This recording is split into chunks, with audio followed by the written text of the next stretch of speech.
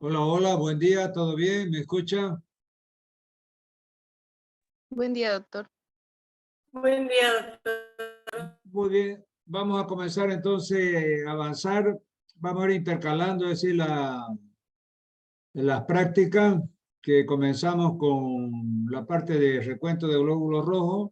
Ahora vamos a comenzar con la nueva unidad de fisiología de la respiración, ¿ya? Entonces, para seguir con el avance académico teórico y que pueden ir intercalando con el avance de las clases prácticas en forma virtual. Muy bien, entonces vamos a poner la diapositiva aquí de pulmón. Vamos a ver.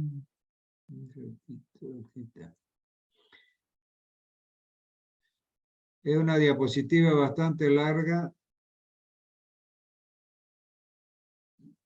y a veces se la divide por el tiempo en pulmón 1 y pulmón 2, ¿ya? Pero es fisiología de la respiración. Vamos a ver ahora, vamos a poner el comienzo aquí.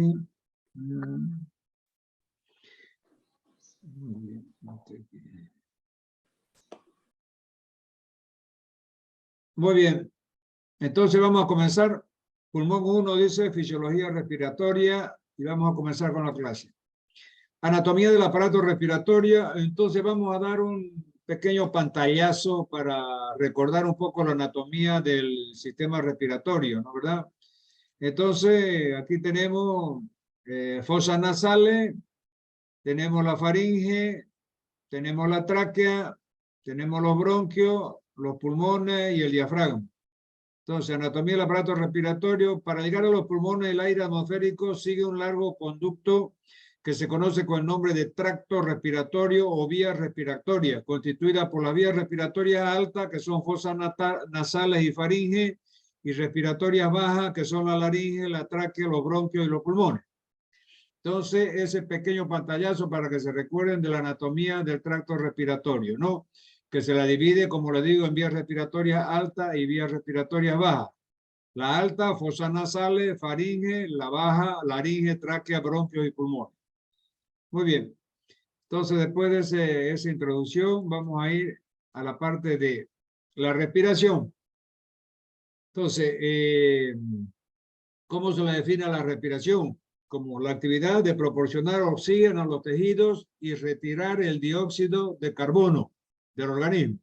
Entonces, esa actividad que es efectuada por el tracto respiratorio de introducir el oxígeno de la atmósfera prácticamente a la circulación sanguínea y de expeler el anhídrido carbónico, que es un material de desecho fruto del metabolismo de la célula, de dentro del organismo hacia el aire exterior. Eso se conoce como respiración. Y se obtiene por medio de cuatro elementos, fíjese. 1, ventilación pulmonar. 2, difusión de oxígeno y anhídrido carbónico entre los alvéolos y la sangre. 3, transporte de oxígeno y de anhídrido carbónico entre la sangre y los líquidos corporales. Y 4, regulación de la ventilación pulmonar. Entonces, esas son las 4 fases que nosotros vamos a estudiar ahora que estamos viendo la fisiología de la respiración. Sigamos.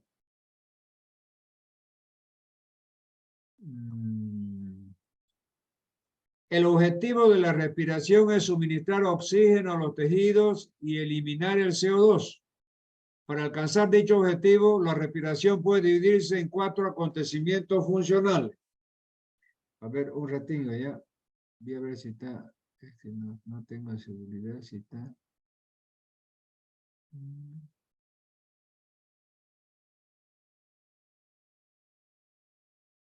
Ah, ya. Quería tener seguridad si está activado la grabación del video, ¿ya? Bueno, vamos a seguir entonces rápidamente. Muy bien. Entonces decíamos de que estábamos en esta diapositiva donde la fisiología va de la respiración es el objetivo de suministrar oxígeno a los tejidos y eliminar el CO2. Para alcanzar dicho objetivo, la respiración puede dividirse en 4 acontecimientos funcionales. Entonces, esos 4 acontecimientos funcionales son: 1, ventilación pulmonar, está en rojo. 2, en verde, difusión del oxígeno y el anhídrido carbónico entre los alvéolos y la sangre. Tercero, está en amarillo, transporte de oxígeno y CO2 en la sangre y líquidos corporales a la célula y desde ella a la sangre. Y 4, regulación de la ventilación pulmonar. Son las mismas 4 etapas que habíamos visto en la diapositiva anterior, pero aquí ya en multicolor y multisigno para que ustedes vayan fijando en su esquema mental cómo va a estar distribuido este conocimiento de la fisiología de la respiración en esta unidad académica. Mecánica de la ventilación pulmonar. Entonces vamos a ver cómo el cuerpo, cuál es la mecánica en la cual el organismo produce lo que se llama ventilación pulmonar. Fíjense, los pulmones tienen la capacidad de expandirse y contraerse mediante los movimientos del diafragma para alargar y acortar la cavidad torácica, mediante la elevación y depresión de las costillas para modificar el diámetro anteroposterior de la cavidad torácica. Entonces, fíjense ustedes de que el diámetro, es decir, longitudinal del tórax, se agranda y se achica por acción del diafragma. Ustedes saben que el diafragma es un músculo que divide la caja torácica de la parte abdominal. Entonces, al contraerse el diafragma, fíjense que tira para abajo, es decir, prácticamente esa estructura ligamentosa ósea del tórax y alarga ese diámetro longitudinal del tórax. Y al relajarse, bueno, ese diámetro otra vez vuelve a sus límites normales. Sin embargo, las costillas, los arcos costales, van a hacer un movimiento de báscula, de basculación. Entonces, al entrar el aire, es decir, se elevan los arcos costales hacia arriba, como que si se inflaran, y aumenta la capacidad inspiratoria, o sea, entra el pulmón y entra el aire al pulmón durante la inspiración. Y durante la expiración, los músculos intercostales hacen que esa basculación vaya hacia abajo de los arcos costales y expriman el aire del pulmón para que pueda salir durante la expiración. Entonces, ese es el mecanismo básico de la ventilación pulmonar. Entonces, a través de 2 sistemas musculares, los sistemas musculares intercostales, que van a hacer que los arcos intercostales, las costillas, basculen, es decir, se abran en la inspiración, o sea, se suban hacia arriba durante la inspiración y luego se bajen y expriman y compriman el tórax durante la expiración. Entonces, ahí se aumenta el diámetro transversal del tórax. Al inspirar y bascular los arcos costales hacia arriba, aumenta el diámetro, es decir, diríamos el diámetro lateral y el diámetro longitudinal es comandado por el diafragma. Entonces, al contraerse el diafragma, aumenta el diámetro longitudinal del tórax. Y al contraerse las costillas, aumenta el diámetro transversal del tórax. Por esos 2 movimientos. Al bascular los arcos costales hacia arriba, aumenta la capacidad inspiratoria. Al bascular los arcos costales hacia abajo, exprimen el tórax, exprimen el aire y puede salir durante la expiración. Muy bien. Segundo, durante la inspiración jalan la superficie de los pulmones hacia abajo y durante la relajación del diafragma los pulmones son comprimidos por la parte torácica y las vísceras abdominales.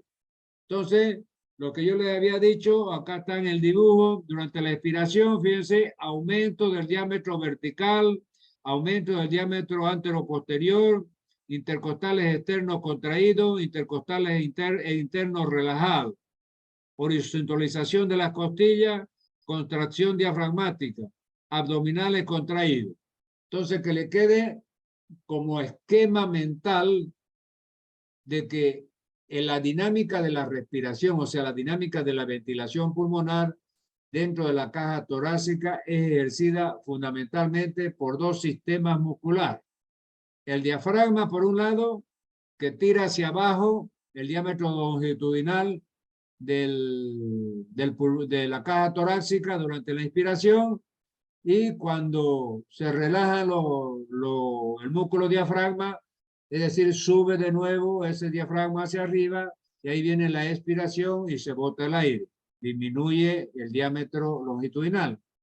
Y los cartílagos costales, es decir, basculan por acción de los músculos intercostales, y cuando entra el aire, es decir, se elevan, hace la basculación hacia arriba, se elevan y aumenta la capacidad torácica para que entre el aire. Y al expirar, es decir, basculan hacia abajo y comprimen el tórax para que el aire pueda salir para afuera durante la expiración. Muy bien, yo creo que con eso ya está suficiente. Sigamos, la mecánica de la ventilación pulmonar. Seguimos. Vamos a ver los conceptos de lo que es presión pleural y presión alveolar. Fíjense que son conceptos completamente diferentes. No podemos, es decir, confundir lo que es la presión pleural con la presión alveolar. La presión pleural es la que existe dentro de ambas hojas de la pleura. Porque usted sabe que la pleura tiene una hoja parietal y una hoja visceral, ¿verdad? Y la presión alveolar es la que existe dentro del alvéolo respiratorio. Muy bien, vamos a ver la presión pleural. La presión pleural normal al comienzo de la inspiración es de aproximadamente menos 5 centímetros de agua. ¿Ya?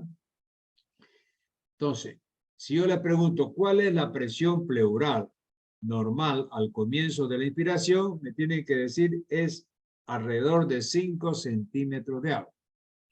Después la expansión de la caja torácica tira de los pulmones con más fuerza y crea una presión aún más negativa hasta un valor medio de menos 7 centímetros de agua.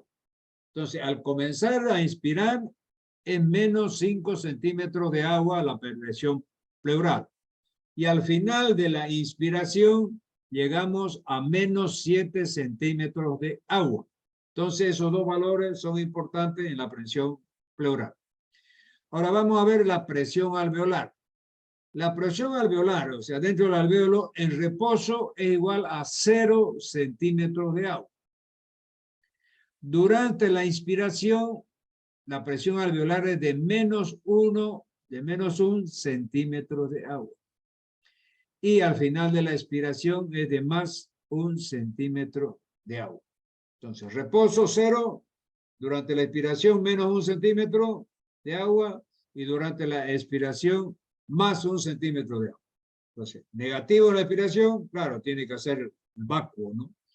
Y positivo durante la expiración, pues tiene que expulsar el aire.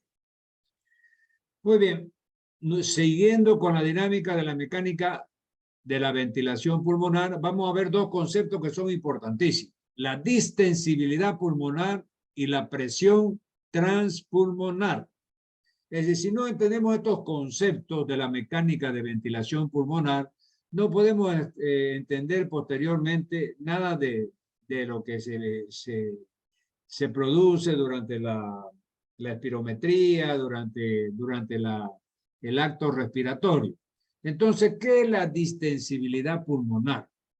Es el grado de expansión de los pulmones por unidad de incremento de la presión transpulmonar, y el valor medio es de 200 mililitros de aire por centímetro de presión transpulmonar de agua. Entonces, fíjense que es un concepto que está bien confuso. ¿Por qué? Porque la distensibilidad pulmonar está íntimamente relacionada con la presión transpulmonar.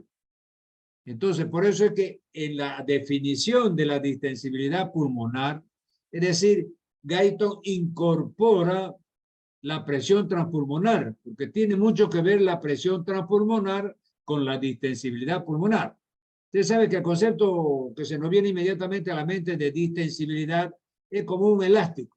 El elástico por naturaleza es distensible, o sea, usted puede estirarlo, ese elástico, y después al soltarlo, otra vez vuelve a su longitud normal. Muy bien, entonces el tejido pulmonar tiene esta capacidad de ser distensible también. Es decir, se distiende por la entrada del aire y después se vuelve a contraer y vuelve a su estado normal a la salida del aire. Entonces, ¿y cómo se define ese concepto de distensibilidad pulmonar? Es el grado de expansión de los pulmones por cada unidad de presión transpulmonar que ya vamos a ver. Por unidad de incremento de la presión transpulmonar y el valor medio de 200 mililitros de aire por centímetro de presión transpulmonar de agua. O sea, cada vez que la presión transpulmonar aumenta 1 centímetro de agua, es decir, el pulmón se distiende para dar cabida a 200 mililitros de aire. ¿Ya? Entonces, ese es el concepto. Entonces, vamos a ver lo que es presión transpulmonar. Es la diferencia entre la presión alveolar y la presión pleural. Esa es la definición de presión transpulmonar. La diferencia entre la presión alveolar y la presión pleural. Es decir, cada vez que la presión transpulmonar aumenta 1 centímetro de agua, el volumen pulmonar se expande 200 mililitros de aire. ¿Ya? O sea, se expande para dar cavidad a 200 mililitros de aire. Entonces, para que vean que ese es el concepto bien diferente uno del otro, pero íntimamente relacionado.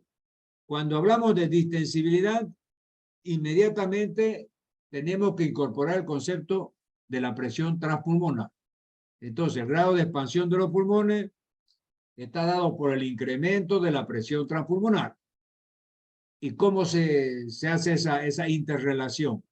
Por cada 1 centímetro de agua que aumenta la presión transpulmonar, el pulmón se expande 200 mililitros, es decir, para dar cabida a 200 mililitros de aire. Muy bien. Sigamos entonces. Volúmenes pulmonares. Entonces vamos a aprender ahora cuáles son los volúmenes y las capacidades pulmonares.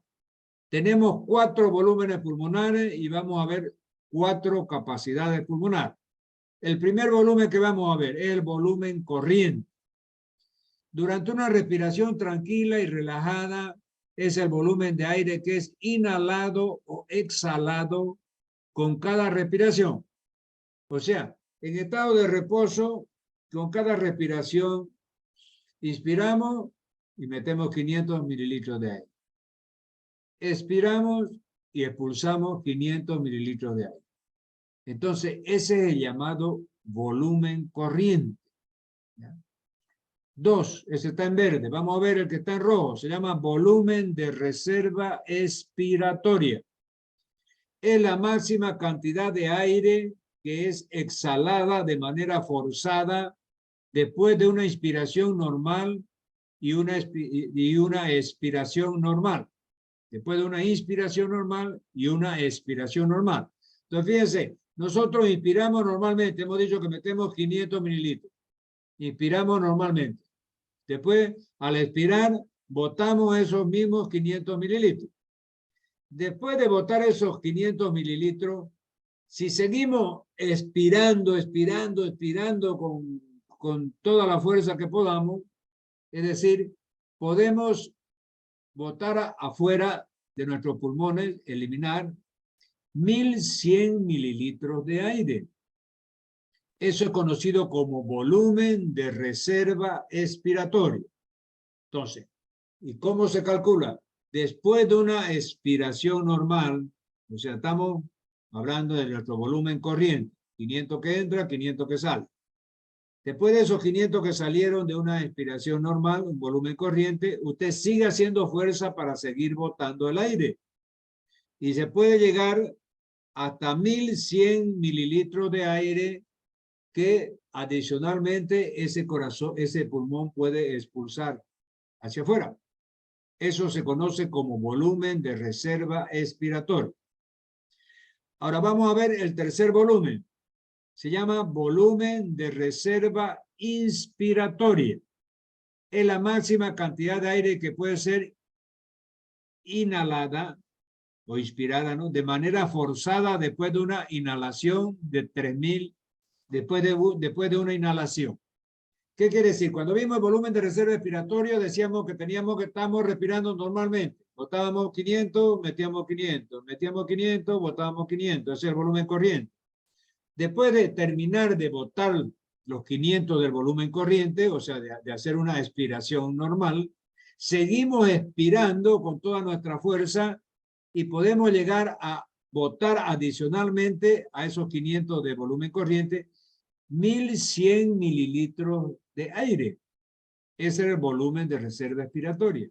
Ahora, el volumen de reserva inspiratoria, después de que en el volumen corriente metemos los 500 mililitros, seguimos inspirando, inspirando, inspirando, inspirando hasta que no podamos más y podemos llegar hasta 3000 mililitros. Eso se llama volumen de reserva inspiratoria. Ahora vamos a ver el que está en color púrpura. Se llama volumen residual. Es la cantidad de aire que permanece en los pulmones después de la expiración máxima. Fíjense ustedes, cuando dijimos que era el volumen de reserva expiratoria, el que está con rojo, decíamos que el volumen de reserva expiratoria era 1100. Era lo máximo que se podía expulsar después de practicar un acto expiratorio y botar el volumen corriente de 500. Entonces, el volumen de reserva expiratoria era de 1100. Ahora, hay un volumen que queda en el pulmón, en el fondo, y que no se puede sacar, ¿ya? Y queda como un volumen residual. Y esa cantidad de aire permanece en los pulmones después de la expiración máxima. Después que usted botó en la expiración, el volumen de reserva expiratorio todo y llegó a 1100, pues más fuerza que haga ya no va a poder sacar más aire de sus pulmones. Y eso se llama volumen residual. Y es de 1200 mililitros. ¿Ya? 1200 mililitros es el volumen residual. Esto hay que aprendérselo bien porque, y de memoria porque entra en las preguntas del examen. Entonces aquí fíjense, estamos viendo ya en forma gráfica cómo se producen esos volúmenes. Esta forma ondulada que ustedes están viendo aquí, a ver, voy a poner mi apuntador para que ustedes me sigan. Esta forma ondulada es el volumen corriente. Es decir, son los 500 que entran, 500 que salen, 500 que entran, 500 que salen. Se lo pone así en esta forma ondulada. Este es el volumen corriente. Ahora fíjense, el volumen de reserva expiratoria que hemos visto va de reserva expiratoria, fíjense que ya hemos visto que era de 1100.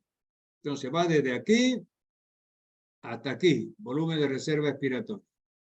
El volumen de reserva inspiratoria, fíjense, va desde aquí hasta aquí. Aquí dice volumen inspiratorio de reserva, que eran 3000 mililitros. Y este volumen que estaba acá, que era de 1200, que no salía nunca, ya se quedaba siempre en el fondo de los pulmones, por más que haga esfuerzo, es el volumen residual, que es de 1200. Entonces, esos son los volúmenes que hemos dado énfasis en ver. Entonces, aquí se lo he hecho yo con una diapositiva bien más bonita y bien más interesante para que ustedes lo entiendan. Entonces, vamos a mi apuntador. Aquí ya está bien clarito. Fíjense, aquí 500. Aquí 500 mililitros es el volumen corriente. Fíjense, volumen corriente, 500 y miel. ¿Ya? Después, fíjense, volumen de reserva expiratoria.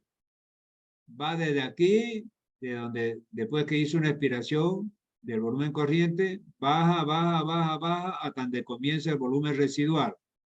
Esto se llama volumen de reserva expiratoria, 1100.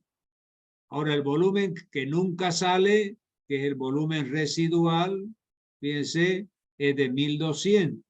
y va desde aquí, donde termina el volumen de reserva expiratoria, desde aquí hasta el final. Son 1200 mililitros. Ahora, el otro volumen que vimos fue este aquí, volumen de reserva inspiratoria. Entonces, este volumen de reserva inspiratoria va desde aquí, fíjense, de los 2800 mililitros, desde aquí hasta los 5800 mililitros, que son los 3000 mililitros que tiene este volumen de reserva inspiratoria. ¿Por qué? Porque este cuadrito tiene la ventaja de que ustedes se ubiquen con los volúmenes. Entonces, fíjense, si vamos de abajo hacia arriba. Entonces, volumen residual, 1200 mililitros. Aquí está, 1200 mililitros. Volumen de reserva inspiratoria, 1100 mililitros. Entonces, si a estos 1200 le agregamos estos 1100, vamos a estar en 2300 mililitros. Si esos 2300 mililitros le aumentamos los 500 mililitros del volumen corriente, ese que hace como una olita, como una ondita, entonces de 2300 más 500 nos vamos a 2800 mililitros. Si a esos 2800 mililitros le aumentamos este volumen de reserva inspiratoria, que es de 3000 mililitros, se va de 2800 a 5800, ¿ya? Hasta aquí llega la capacidad vital total, que vamos a ver después la capacidad, ¿ya? Entonces, pienso que con eso ya queda un poco más claro ese asunto de los volúmenes, porque no es fácil. Es decir, no es fácil fijarlo y grabarlo, es decir, los volúmenes. Entonces, acá nuevamente, fíjense, volumen residual hasta aquí, después tenemos volumen de reserva expiratorio hasta aquí, volumen corriente hasta aquí y volumen de reserva inspiratoria más arriba. Vuelvo a repetir, este gráfico es interesante porque pone varios colores. Entonces, de este color, un celestito bien bajito, que va desde el fondo del pulmón hasta aquí, es volumen residual, que no sale nunca. Hemos visto que esto era 1200. Después vimos que el volumen de reserva expiratoria era 1100. Después vimos que el volumen corriente era 500. Después vimos que el volumen de reserva inspiratorio era 3000. Entonces, en total se llega a los 5800 mililitros de aire. Muy bien. Sigamos. Volumen pulmonar. Entonces, aquí también, nuevamente vuelvo a repetir, volumen corriente es el volumen de aire que se inspira y expira en cada respiración normal, 500 mililitros aproximadamente. Volumen de reserva inspiratorio, volumen adicional que se puede inspirar después de una inspiración forzada y llega a 3000 mililitros. Tenemos el volumen de reserva expiratoria, que es el volumen adicional máximo que se puede expirar mediante una expiración forzada y llega a 1100 mililitros. Y luego tenemos el volumen residual, que es el volumen que queda en los pulmones después de la expiración forzada y es de 1200 mililitros. Muy bien. Entonces, más refuerzo. Entonces, ahora vamos a ver las capacidades pulmonares.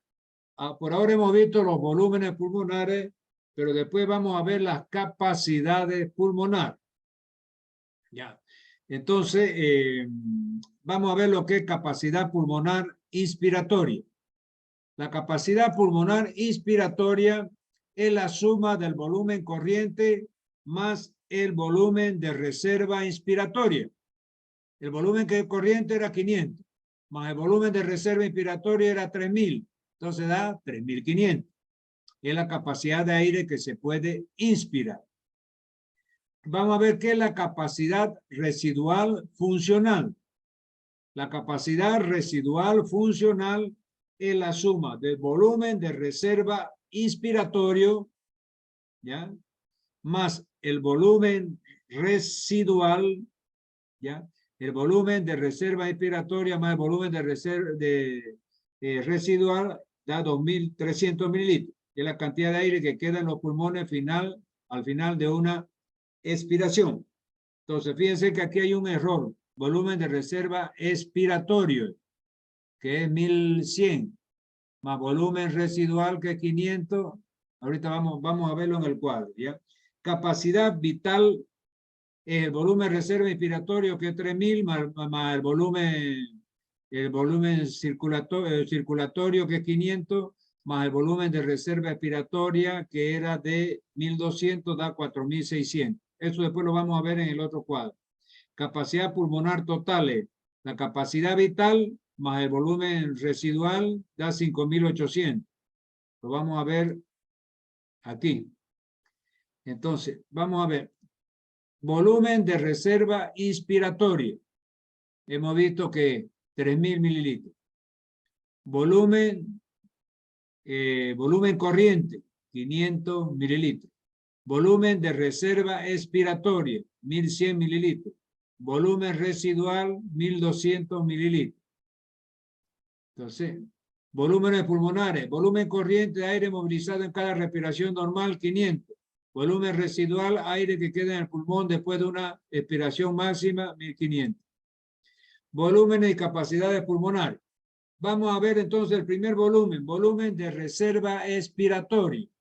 Es el volumen adicional de aire que se puede expirar mediante una expiración forzada después del final de una expiración o volumen corriente normal. Esto ya lo vimos. Es 1100. Volumen de reserva expiratoria, 1100, ya lo vimos. Volumen residual, el que nunca sale, es el volumen de aire que queda en los pulmones después de la expiración forzada. Y hemos visto que es 1200 mililitros. ¿Ya? Capacidades respiratorias. Entonces, vamos a ver ya un poco más detalladas las capacidades respiratorias. Capacidad inspiratoria. ¿Ya? Capacidad inspiratoria es igual al volumen corriente más el volumen de reserva inspiratoria. El volumen corriente es 500 mililitros. El volumen de reserva inspiratoria es 3000. Entonces es igual a 3500 mililitros. ¿Está bien? Entonces vamos memorizando esas capacidades ahora. Y hemos memorizado los 4 volúmenes. Ahora tenemos que memorizar las 4 capacidades. Entonces, capacidad inspiratoria va a ser igual al volumen corriente, que es 500, más 3000 del volumen inspiratorio de reserva inspiratoria, que era 3000. Entonces, 500 más 3000 igual 3500. Es la cantidad máxima de aire que puede inspirar una persona luego de una expiración normal. Segundo, capacidad residual funcional. Fíjense, así se llama, capacidad residual funcional. Es igual al volumen de reserva expiratorio. Fíjense que es 1100 aquí. Volumen de reserva expiratorio, que es 1100. Más el volumen residual que queda y no se puede sacar, que es 1200. Y es igual a 2300. Si sumamos 1100 más 1200, da 2300 mililitros. Ese es el valor de la capacidad residual funcional. El aire que queda en los pulmones tras una expiración normal. Tercer capacidad es la capacidad vital. Es la máxima cantidad de aire que puede ser exhalada, o sea, expulsada, después de una inhalación máxima. O sea, hay que meter todo el aire que uno pueda y después botarlo, y eso es la capacidad vital. La capacidad vital es la suma del volumen corriente, que es 500 mililitros, más el volumen de reserva inspiratoria, que era 3000 mililitros, más el volumen de reserva expiratoria, que era 1100 mililitros. Entonces, si sumamos volumen corriente, volumen de reserva inspiratoria, 3000, más el volumen de reserva inspiratoria 3000, más el volumen de reserva expiratoria 1100, da 4600 mililitros. Entonces, ese es el valor de la capacidad vital, 4600 mililitros, ¿ya? Porque suma el volumen corriente, que son 500, más el volumen de reserva inspiratoria, que es 3000, más el volumen de reserva expiratoria, que es 1100, y da 4600. Ahora vamos a ver la última capacidad, que es la capacidad pulmonar total. Fíjense que aquí ya en la capacidad pulmonar total es la suma de la capacidad vital, que era 4.600. Fíjense, la última que hemos visto. Aquí ya nos dice, todas estas tres capacidades teníamos que sumar volumen.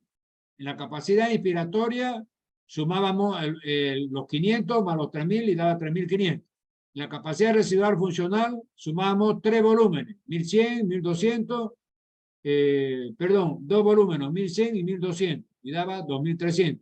En la capacidad vital sumábamos tres volúmenes, que era 500 de la volumen ventilatorio, más 3.000 del volumen de reserva inspiratorio, más 1.100 del volumen de reserva expiratorio, y daba 4.600.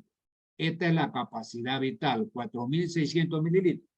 Ahora ya, Guyton ya da la capacidad, y todos los autores de fisiología dan, que la capacidad pulmonar total ya se tiene que sumar esta capacidad vital de 4.600 más el volumen residual que nunca sale, que es 1.200, y da 5.800 mililitros. Aquí yo les hablo de eso para que sepan que estas tres capacidades son suma de volúmenes, de 2 volúmenes, de 3 volúmenes, etc., para la capacidad. Pero ya esta última, la capacidad pulmonar total, se suma la anterior capacidad, que es la vital, 4.600, con un volumen, que es el volumen residual, de 1.200, y por eso da la suma total de 5.800 mililitros. ¿Ya? Entonces, eso es lo que ustedes tienen que, por ahora, memorizar y saber de aquí en adelante. Esto es respiratorio 1. Después vamos a ver lo que falta, porque son hartas diapositivas, y ya está considerado como respiratorio 2. Pero lo importante es que ustedes memoricen todos los volúmenes respiratorios, todas las capacidades respiratorias, cómo se calculan. Después tienen que ver qué es la presión pleural, qué es la presión alveolar, después qué es el concepto de distensibilidad, qué es el concepto de presión transpulmonar. Entonces, todo eso lo tienen que ir aprendiendo, y la próxima clase vamos a ver el resto ya de pulmón 2. Muy bien. Si hay alguna preguntita ahí.